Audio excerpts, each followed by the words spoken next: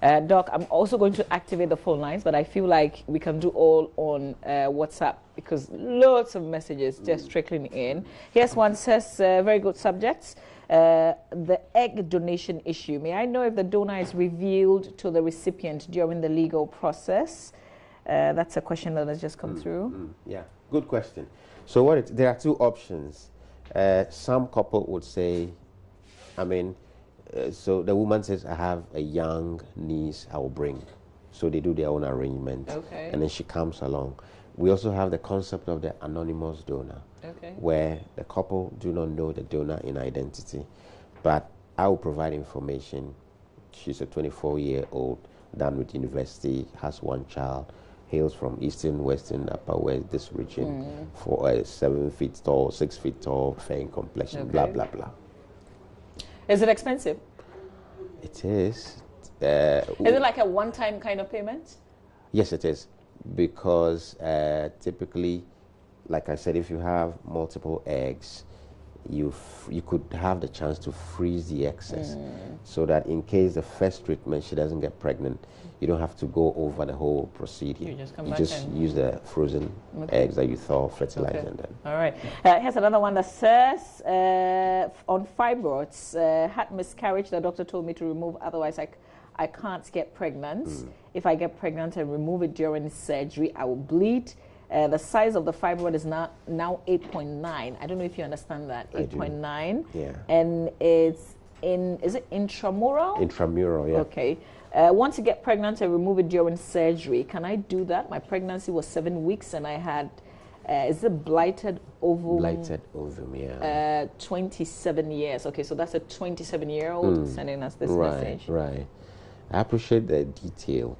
So the fibroids, we classify them based on their location. So those that are within the wall of the womb here is the intramural one. So this is intramural. This is right underneath the inner lining, so it's called submucous. Okay. And then this is towards the outside, it's called subserosum. So she's saying her fibroids are within the wall. These ones typically would not cause problem with pregnancy staying unless they are very big. Okay. Can you please point that again? Because the camera wasn't picking when you were saying that. So we said this one is within the wall of the womb. Okay. So that is intramural. This is the wall of the womb. This, on the other hand, is sticking out into the inner parts of the womb where the baby stays. So that is called submucous. Okay. This is also another bad one, sticking right into the cavity and hanging. This, on the other hand, is parts in the wall and mostly to the outside. Okay. So this wouldn't cause such problems as the recurrent pregnancy losses. It will be due to those two. Okay.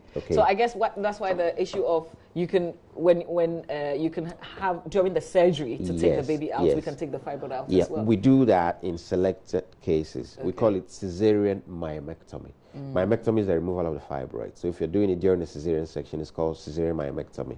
You need to have the expertise to do it. You need to have experience at it. You need to make sure the woman's blood level is okay. You need to have a backup blood so that in case, because there's a tendency to bleed a bit more. Okay. And so that you are well covered. So in that case, you're not doing vaginal birth? No. So we plan it.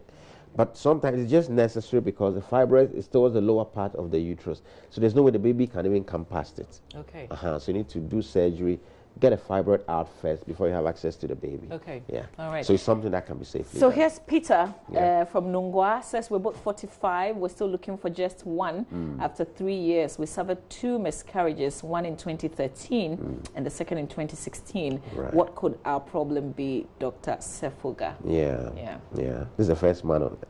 So what it means is... And he says we. We, which is very good. Yeah. He's a part of it, which is what we appreciate. So it could be one of several possibilities, including probable age-related issues, like we said.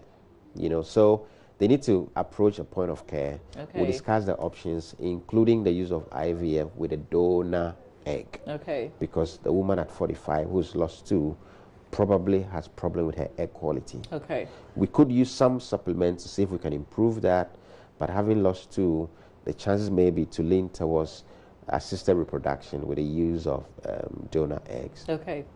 All right. Here's one that said, Doc, I have a problem with my menstruation. It comes for only 3 days, and because of that, I can't do the counting very well to know when I'm ovulating, and I want to get pregnant too. Kindly educate me on that. Of course. So for us to be happy, your menstrual flow should last anything between 2 to 8 days. So menstruating for 3 days is absolutely no problem at all. It could be that she used to bleed for longer and now it's calmed down. It could just be an age-related hormonal changes. It's not a problem. Okay. So that to be able to tell when you're ovulating depends on how long your menstrual cycles are. For instance, the September flow came on this date, October flow came on this date. If you count the number of days in between, most women have 28 days. So that 14 days to the next flow, that is when the woman would ovulate. Okay, so if your cycle is 28, right at the middle, you ovulate. If your cycle is 30, you ovulate around day 16. That's how we simply do it. Okay, all right. So that's a rough guide. Okay, here's Kay from Accra. My wife is 8 months pregnant, but the stomach is very small. You want to know if it's normal? She's slim. Okay, let me ask something more. This one says, I'm Susie. I have 2 boys after my second child, who is currently 3 years. I've been trying to get pregnant, but to no avail. I'm 36. Could that be a sign of menopause, or could it be due to the family planning I did after my second child? You didn't tell us which of the family planning methods. I think is useful, right? It is, but there is the misconception that some of the family planning methods do delay fertility, but return to fertility is almost immediate in most of them. In a few... How about the ones that are hormonal? Yes, once we stop, the hormonals are typically the pills, the injectables, or the implants. Once you go off the pill, which is why people on the pill, they miss it, they get pregnant.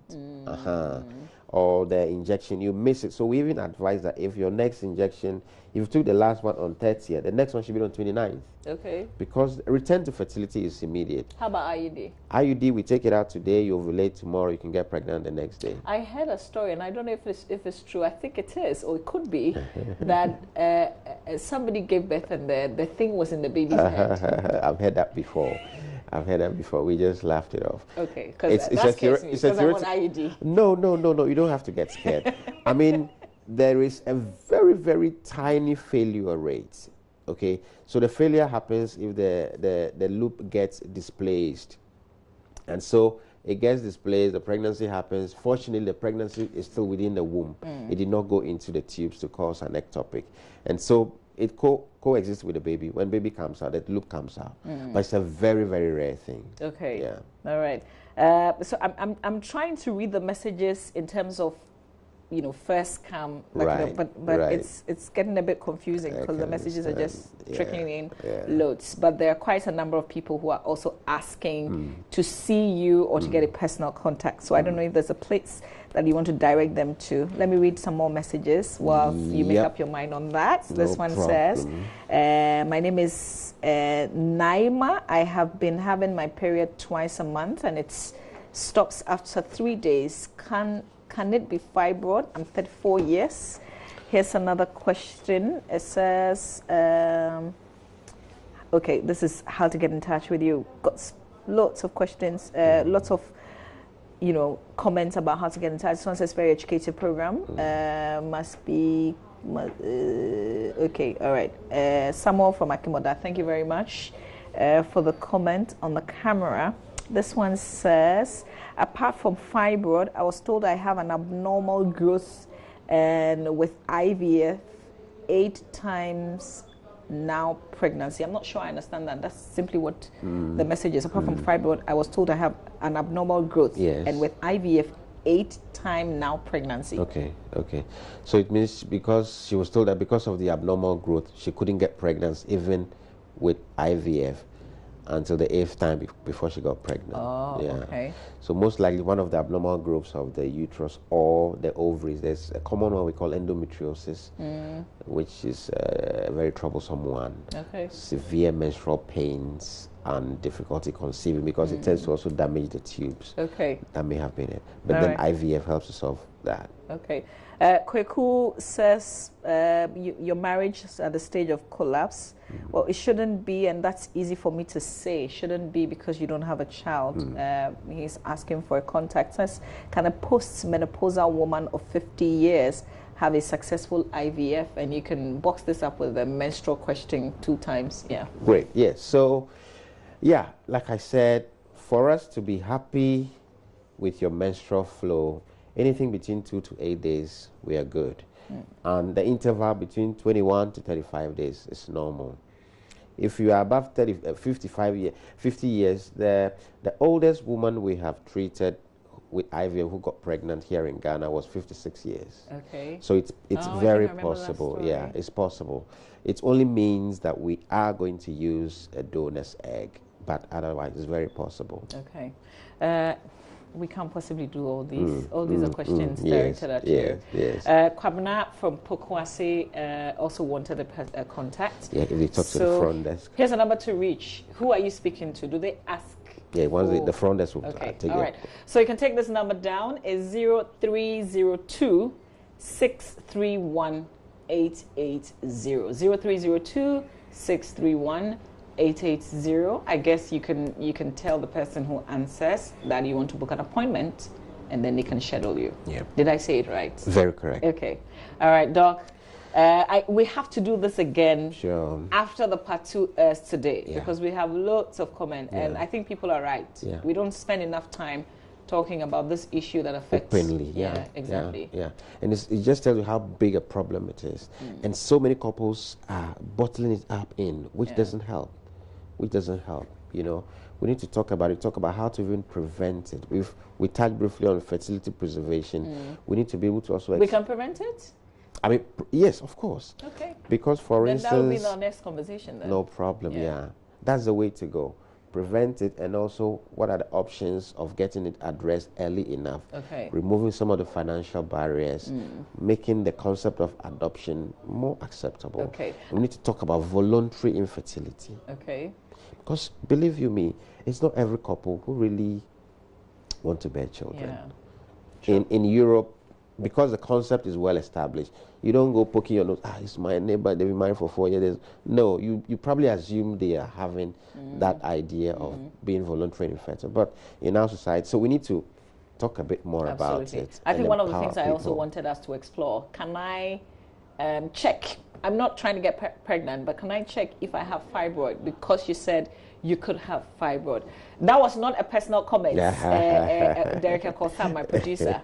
That's not a personal, but I'm just, can you just walk in and check if you have anything in if you have fibroid? Yes. I mean, for the sake of those personalizing, let's say, can I? Of course, yes. So we encourage women to get checked at least once or twice in a year. Okay. Walk through to your gynae, have a quick scan, would examine you, take a bit of history, do an ultrasound, which is nothing radiation. And if there's a fibroid growing, we'll be able to see. If there's an ovarian cyst, which is also a common problem, we'll figure it out. Okay. What type is it? Is it a type that will interfere with your hormones or not? Then we advise. Okay. And then the pap smear thing. All right. Okay. Every 2 years, you need one. Doc, so, yes. Thank you. You've been fantastic. That's Dr. Promise Emmanuel Sefogah, who is a consultant obstetrician, gynecologist, and fertility specialist. Of course, this is television. It's public. You might want to have a more private time. Here's a contact number to call again. 0302 631 880. 0302 631 880. The second part of Just One will air this evening at 6:30 p.m. We'll have a conversation after that. Stay with us. We still have more conversations coming up here on the AM show, but don't you just hate it when your data runs out right in the middle of something very important? Well, Cefline, Ghana's first and only true 4G LTE network, has introduced a bundle that is guaranteed to give you total peace of mind all throughout the month. Cefline's always on bundles gives you unlimited data that never stops for the whole month. No need for unexpected expenses in the middle of the month on internet data. The always on bundle from Cefline guarantees that. Just dial *718 *77# star 718 hash 77 hash to purchase an always on bundle today. The always on bundle is also available at Cefline shops, Shell shops, Express Pay, eTransact, Slide Pay, Haptel, and Koba electronic platforms. Cefline always on bundle, pure unlimited bundle that never stops. Cefline, it's about time. Now, after 11 months of preparation and intense training, 2 businesses will be crowned ultimate winners of the 2019 edition of the Cosmos Innovation Center Agritech Challenge later today. The teams set out to solve problems in the agricultural value chain with their innovative ideas and are vying for the cash prize of $50,000. 120 teams were selected from the 600 entries. By May 2019, the participants were grouped into 4 and 5, creating 21 teams where each team built an innovative business idea using technology. But to see the best out of the rest, the number was dropped to 16, then later to 11 after the second pitch back in July. So which 2 teams will emerge ultimate winners?